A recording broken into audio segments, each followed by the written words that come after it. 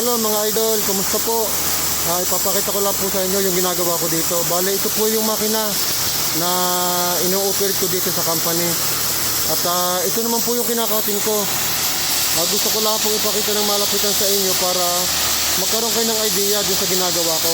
Sana po ay magustuhan ninyo ang video ito at sana magkaroon kayo ng konting idea kung paano magkating ng ginagawang chassis ng trailer. Ito po, ilalapit ko yung video.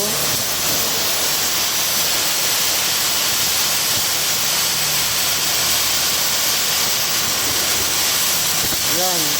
Yan po mga idol ang ginagawa ko dito lagi. Mga chassis ng trailer. So, hanggang dito na lang po muna mga idol. At medyo mainit sa pwesto ko. Sige po, bye-bye po. Sana mayroon kayong kaunting natutunan sa video ito.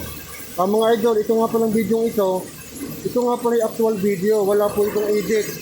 So, maraming salamat sa panonood. Bye-bye.